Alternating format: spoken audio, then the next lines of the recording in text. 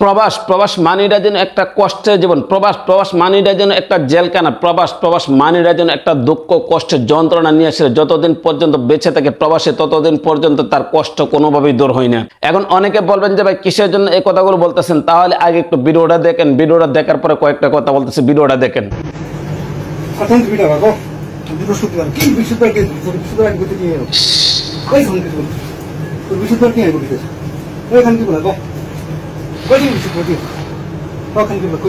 ভাই আমার এখানে আছে ভাই, মার নাম্বার দে, হিসাবের টাকা আমি কইছি তো 20 টাকা খান কি বলো নাম্বার দে, নাম্বার দে খান কি বলো তোমার নাম্বার দে, তোমার যদি কাটি দিত ভাই আমি 20 বেড়া পারেন মার মার ধরে না খান কি বলো তোরা তো কথা করবে তার মান নাম্বার দিবা তো কথা বলে নাম্বার দিতে ভাই করছ কেন নাম্বার ইনজার মোবাইল না লক্ষলি নাম্বার দেন। লক্ষ কত লক্ষ লক্ষ কত লক্ষ কত বল লক্ষ কত এতদিন দোস্ত অনদিনের দিবি কেন অনদিনের দিবি এতদিন দোস্ত অনদিনের দিবি এখান কি বলছি ভাই আপনারা তো ভিডিওটা দেখেছেন, আমি ভিডিওটা দেখার পর ভাই আমার কাছে এত একটা কষ্ট লেগেছে। একটা মানুষের প্রবাসে গিয়ে সে কত কষ্ট করে একবার চিন্তা করে দেখেন, মা বাপ ভাই বোন আত্মীয় স্বজন সবকিছু ছেড়ে গিয়ে সে প্রবাসে থাকে। আর প্রবাসের মাটির মধ্যে যদি এরকম ভাবে একটা মানুষের দালালের কাছ থেকে মার খায় তাহলে ভাই মেজাজটা কিরকমটা লাগে, মেজাজটাকে ঠিক থাকবে নাকি কোনোভাবে দেখেন এগুলো চিন্তা করে। আপনার ভিডিওটা বেশি বেশি করে শেয়ার করেন, যে দালাল এই কাজগুলো করেছে এই দালালরা যেন আইনের আওতায় নিয়ে আসা যায়। কারণ একটা মানুষের প্রবাসে থাকে কতটা পরিশ্রম করে প্রবাস থাকার অবস্থায় কিন্তু এই মানুষটাকে এরকম ভাবে মারধর করতেছে, তাহলে কি ভাই এই জিনিসটা কোনোভাবে ঠিক করছে?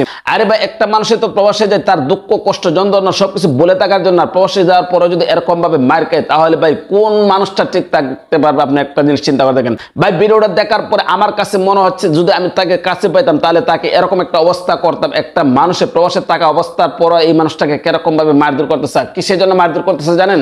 এই মানুষটা প্রবাসে গিয়েছে, প্রবাসে যাওয়ার কারণে যে কোনো একটা ভুল হতেই পারে, ভুল হওয়ার কারণে কিন্তু এই মানুষটাকে এরকম ভাবে মার করবে। ভাই এই জিনিসটা দেখার পরে কি আপনি চুপ থাকতে পারবেন? আরে প্রবাসী ভাইরা কোথায় আছেন? আপনারা এই মানুষটা বেশি নিয়ে আসার আপনার প্রতিবাদ করেন না কেন? আপনারা এই মানুষটা বেশি নিয়ে আসার আপনার কথা বলেন না কেন? আজকে যদি একজন প্রবাসীকে এরকম ভাবে মারধর করে একদিন আরেকজনকে মারধর করবে। আরে ভাই প্রবাসী মানুষদেরকে আমরা সবসময় সিলট জানি, প্রবাসীরা দেশের জন্য অনেক কিছু করে, প্রবাসীরা দেশের জন্য অনেক মায়া অনেক কিছু করে, কিন্তু একটা প্রবাসী মানুষকে এরকম ভাবে যদি মারধর করে তাহলে ভাই এই জিনিসটা দেখার পরে কোন মানুষটা সুস্থ থাকতে পারবে? কোন মানুষটা বিবেক দিয়ে চিন্তা করে দেখেন এই মানুষটাকে কোনোভাবে ঠিক থাকতে পারবে?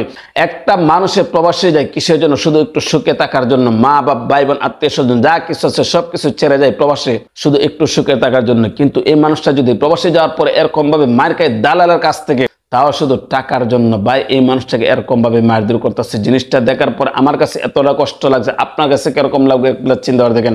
আরে ভাই আপনার ভাই যদি প্রবাসে থাকে, আপনার আত্মীয় স্বজন যদি প্রবাসে থাকে, যদি এরকম ভাবে মারধর করে দালালে, তাহলে আপনার কি ঠিক থাকবে নাকি কোনোভাবে? ভাই আপনি কোনোভাবে ঠিক থাকতে পারবেন না।